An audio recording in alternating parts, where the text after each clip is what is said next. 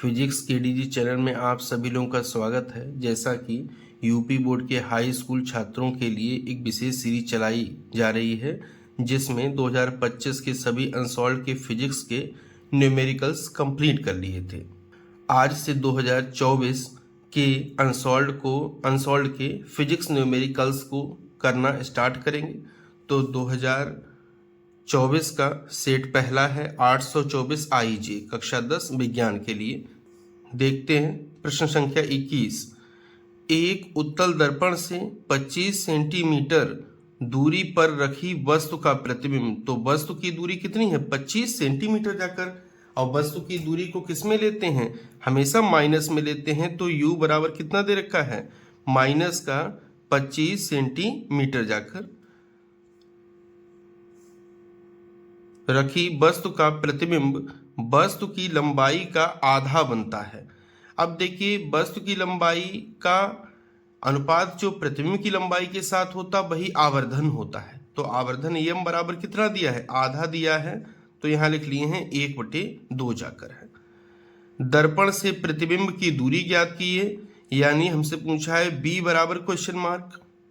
दर्पण की फोकस दूरी ज्ञात कीजिए, यानी f बराबर में क्वेश्चन मार्क जाकर।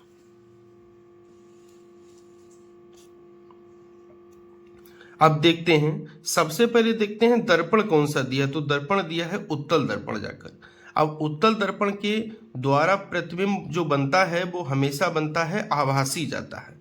और आभासी प्रतिबिंब बनेगा वो सीधा बनेगा, यानी मुख्य अक्ष के ऊपर बनेगा। तो सीधे प्रतिबिंब के लिए यम जो होता है, या आभासी प्रतिबिंब के लिए जो यम होता है वो हमेशा प्लस में होता है। अब सबसे पहले देखिए, u हमको पता है जाकर। अब यहाँ से हम b पता करेंगे और फिर यह वाले सूत्र पर जाएंगे। तो अगर हम दर्पण की बात करें तो दर्पण में यम बराबर होता है माइनस का b/u जाकर। दर्पण के लिए ये रेखीय आवर्धन का सूत्र होता है जाकर। अब यम का मान कितना है? 1/2 माइनस, इसमें चिन्ह सहित सभी मान रखे जाते हैं। b ऐसा ही रहने दीजिए। u का मान कितना है? माइनस का 25 जाकर। तो माइनस से माइनस कट जाएगा जाके, तो माइनस माइनस कट जाएगा जाकर। तो b का मान चाहिए तो 25 यहाँ पर आ जाएगा। तो b बराबर आ जाएगा 25/2, आगे हो जाएगा सेंटीमीटर। ये प्रतिबिंब की स्थिति पता लग गई है जाकर। अब हमको ज्ञात क्या करना है? फोकस दूरी। तो दर्पण के लिए UBF वाला सूत्र लगाते हैं। सूत्र होता है 1/b प्लस में 1/u बराबर में होता है 1/AF जाकर। एक चीज जरूर याद रखें, दर्पण के लिए UBF जो सूत्र होता है वो हमेशा प्लस में लिखा जाता है, जबकि लेंस में माइनस में लिखा जाता है। तो आगे बढ़ते हैं। 1/b, तो 1/25/2 प्लस 1/u, u का मान कितना है? माइनस का 25, और बराबर में हो जाएगा 1/AF जाकर है। ये 2 ऊपर चला जाएगा, तो यहाँ बचेगा 2/25 माइनस 1/25 बराबर में 1/f। एलसीएम लेंगे तो एलसीएम आ जाएगा 25 जाकर, और ऊपर 2 माइनस का 1 बराबर में 1/f। तो f बराबर कितना हो जाएगा? उल्टा करेंगे, f बराबर आ जाएगा 25 सेंटीमीटर जाकर। प्लस में आई है तो उत्तल दर्पण होगा, यानी हमारा आंसर बिल्कुल करेक्ट है जाकर। 21 का पहला देखते हैं। अभिसारी किरणों के मार्ग में अवतल लेंस रखने पर। तो अभिसारी किरणों को जानते हैं, अभिसारी किरणें उन्हें कहते हैं जो इकट्ठी हो रही होती हैं, और अपसारी किरणें उन्हें कहते हैं जो फैल रही होती हैं। के मार्ग में अवतल लेंस रखने पर किरणें लेंस से 20 सेंटीमीटर पीछे अक्ष पर फोकस होती हैं जाकर। अब देखिए, चित्र देख लेते हैं इसका पहले।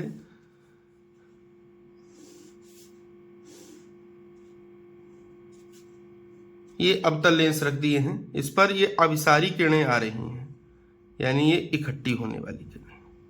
अगर ये लेंस नहीं रहता तो इनको डेड डैश ये बिल्कुल सीधे चली जाती जैसे आ रही होती हैं, यानी यहाँ पर कुछ इस तरह से एक प्रतिबिंब बनाती जाकर, यानी यहाँ पर ये जाती। तो यहाँ पर क्या स्थित है? वस्तु स्थित है जाकर। अब हुआ का बीच में अवतल लेंस रख दिए, तो अवतल लेंस का काम होता है किरणों को फैलाना। तो ये किरणों को फैलाएगा जब, तो किरणें कहीं आगे फोकसित हो जाएंगी जाकर कुछ दूरी पर। जब किरणों को थोड़ा फैला देगा ये, यहाँ कहीं पर इस तरह से। तो यहाँ पर ये फाइनल प्रतिबिंब I डैश बन जाएगा जाकर। अब ये कह क्या रहा है, अभिसारी किरणों के मार्ग में अवतल लेंस रखने पर किरणें लेंस से 20 सेंटीमीटर पीछे अक्ष पर फोकस होती हैं। यानी अब ये प्रतिबिंब कहाँ पर बनाएंगी, 20 सेंटीमीटर ये वाला फाइनल प्रतिबिंब बना देंगी जाकर। ये पहले का हो गया है जाकर। दूसरा देखते हैं इसी में, लेंस की अनुपस्थिति में ये किरणें कहाँ फोकस होती हैं। तो लेंस की उपस्थिति में ये कहाँ पर हो रही थी, आई पर, अनुपस्थिति में आई पर फोकस हो रही थी। लेंस की फोकस दूरी कितनी है, 30 सेंटीमीटर दी गई है। तो इस आई की दूरी हमको ज्ञात करनी है। फिर ध्यान सुनिएगा, लेंस की अनुपस्थिति में यानी अगर लेंस हटा दें तो ये किरणें कहाँ पर फोकस होती हैं। तो देखिए अगर लेंस नहीं होता तो ये डैश डैश करके हम बनाए कहाँ पर फोकस होती, आई पर फोकस होती। तो यही दूरी हमको ज्ञात करनी है और एफ हमको कितना दिया है, 30 सेंटीमीटर जाकर। और लेंस कैसा है, अवतल लेंस है, तो अवतल लेंस की फोकस दूरी किस में लेंगे, माइनस में लेंगे। तो देखते हैं अब b बराबर कितना हो जाएगा, फाइनल प्रतिबिंब कितनी दूरी पर बन रहा है, प्लस का 20 सेंटीमीटर। एफ कितना है, एफ है माइनस का 30 सेंटीमीटर। यूबीएफ वाला सूत्र लेंस के लिए, तो लेंस के लिए जो यूबीएफ वाला सूत्र लगता है वो माइनस में लगता है जाकर। तो हो जाएगा 1/, में बी माइनस का 1/, में यू बराबर में हो जाएगा 1/, में एफ जाकर। ये बी दूरी प्लस में इसलिए ली गई है क्योंकि प्रतिबिंब जो है जाके दाईं ओर बन रहा है और दाईं ओर की समस्त दूरियां ली जाती हैं प्लस में। तो 1/, बी 1/, में 20 हो जाएगा माइनस 1/, में यू हमको ज्ञात करना है, ऐसे रहने दीजिए। 1/, में एफ यानी माइनस का 30 हो जाएगा। अब -30 को इधर ले जाइए, यू को उधर लेके आइए, तो ये हो जाएगा 120, माइनस इधर जाएगा तो प्लस में हो जाएगा, प्लस में 1/30 बराबर हो जाएगा 1/, में यू जाकर। एलसीएम लेंगे तो ये 20 गुणा में 30 हो जाएगा जाकर, और यहाँ पर 30 यहाँ पर 20 यानी ऊपर हो जाएगा 50। तो ये बराबर हो जाएगा 1/, में यू। 0 से 0 एक काट देंगे, ये 5 से कट जाएगा, 5 1 यहाँ पर 4 बार, 4 3 12, इसको सीधा करेंगे तो u बराबर आ जाएगा 12 सेंटीमीटर जाके। अब वो भी प्लस में आया है तो बिल्कुल करेक्ट आंसर है। यानी यहाँ से 12 सेंटीमीटर की दूरी पर ये किरणें इकट्ठी होंगी जाके जब अवतल लेंस उपस्थित नहीं होगा। प्रश्न संख्या 23 को देखते हैं। 2 ओम 3 ओम 6 ओम के तीन प्रतिरोधों को किस प्रकार जोड़ा जाए ताकि नंबर 1 4 ओम तथा 1 ओम का तुल्य प्रतिरोध प्राप्त हो जाकर। तो सबसे पहले ये देखते हैं 3 प्रतिरोध हैं, तो अगर इनको हम श्रेणी क्रम में जोड़ेंगे जाकर तो सूत्र होता है R बराबर R1 प्लस R2 प्लस में R3। तो 6 हो जाएगा और 3 9 हो जाएगा और 2 11 हो जाएगा। 11 का मतलब ज्यादा हो रहा है, ठीक।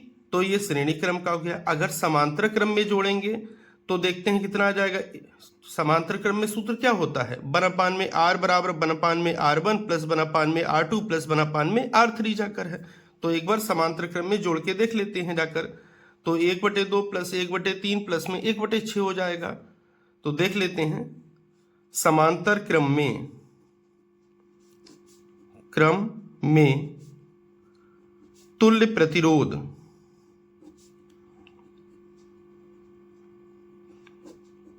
तो हो जाएगा 1/, R बराबर हो जाएगा 1/, में R1 प्लस 1/, में R2 और प्लस में 1/, में क्या हो जाएगा R3 जाकर। तो 1/, R1 का मान कितना है 2, 1/3 प्लस में हो जाएगा 1/6 जाकर। तो यहाँ पर R बचेगा, एलसीएम लेंगे कितना आ जाएगा 6। तो यहाँ पर कितना आ जाएगा 3, यहाँ पर कितना आ जाएगा 2, यहाँ पर कितना आ जाएगा 1 जाकर।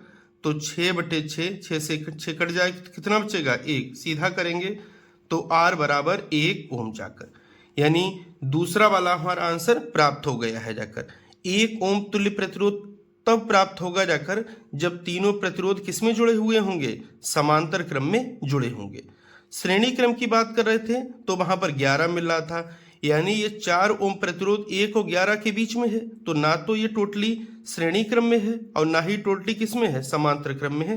अब इसके संयोजन को देखते हैं। देखिए अगर इन दोनों को हम समांतर क्रम में जोड़ दें 3 ओम और 6 ओम को, तो हो जाएगा 1/3 प्लस में 1/6। एलसीएम आएगा 6 ऊपर 2 प्लस में 1, यानी हो जाएगा जाकर 3/6। काटेंगे जाकर 2 हो जाएगा, सीधा करेंगे तो 2 आ जाएगा, तब आ जाएगा आंसर हमारा। तो देखते हैं।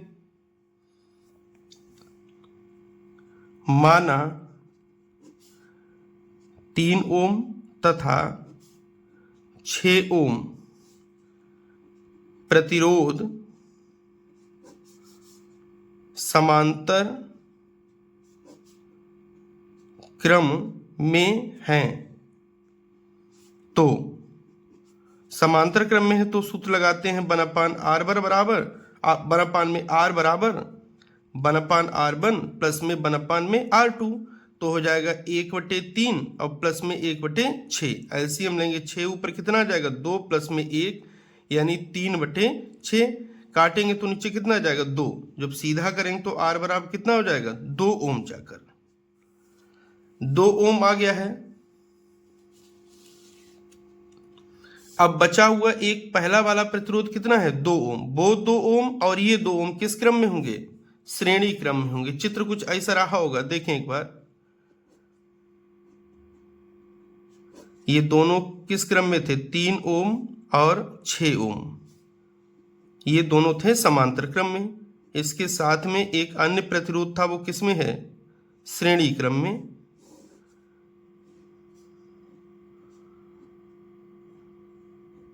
ये इसका चित्र बनेगा जाके।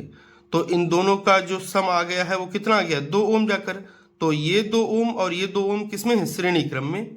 तो लिखते हैं माना 2 ओम तथा 2 ओम श्रेणी क्रम में हैं। तो अब श्रेणी क्रम में कुल प्रतिरोध का सूत्र क्या हो जाएगा, r' बराबर में हो जाएगा r1 और प्लस में r2 जाकर है।